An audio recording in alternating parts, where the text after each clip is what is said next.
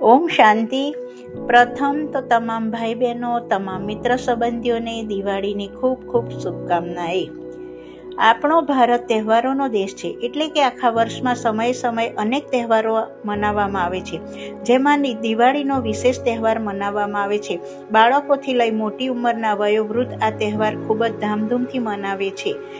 દિવાળી જ્યારે આવે છે ત્યારે એકલી નથી આવતી, તેની સાથે 5 તહેવારો સાથે આવે છે, જેમાં ધનતેરસ કે જેમાં લક્ષ્મીનું આહવાન કરવામાં આવે છે અને કહેવામાં આવે છે કે જ્યાં સ્વચ્છતા હોય ત્યાં લક્ષ્મીજી પધારે છે. અને આ કારણે બધા ઘરની સાફ સફાઈ કરે છે અને માને છે કે આપણા ઘરે માં લક્ષ્મીજીની પધરામણી થાય. વાસ્તવમાં આધ્યાત્મિક દ્રષ્ટિએ જો જોવામાં આવે તો સૌથી અમૂલ્ય ધન તે જ્ઞાનધન છે, અને આ એક એવું ધન છે જે ક્યારેય નાશ પામતું નથી. પરંતુ એ જ્ઞાનધન આપણા જીવનમાં ક્યારે આવે છે? તે માટે કહેવાય છે કે તેના માટે આપણે ઘરની સફાઈની સાથે સાથે આપણા મનની સફાઈ પણ કરવી જોઈએ. આપણા મનમાં ચાલતા દૂષિત વિચારો, નેગેટિવ વ્યર્થ વિચારો તેમજ બુદ્ધિમાં પુરાની વાતો, પુરાની માન્યતાઓ, આ બધાની સાફ સફાઈ કરવી જોઈએ. જ્યાં સુધી આ સફાઈ નહીં કરીએ ત્યાં સુધી આપણા જીવનની અંદર જ્ઞાનની વાતો આવી શકતી નથી, જેને કારણે નવીન વિચારો આપણે ધારણ કરી શકતા નથી.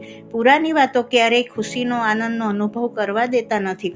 તો ચાલો આપણે પુરાનું બધું છોડીને, ભૂલીને આપણા દીપમાં જ્ઞાન ધ્રુત નાખીને નવા વિચારોની સાથે નવા જીવનની શરૂઆત કરીએ અને આપણા જીવનને સદાયના માટે ખુશીઓ અને હર્ષ ઉલ્લાસથી ભરી દઈએ. ઓમ શાંતિ.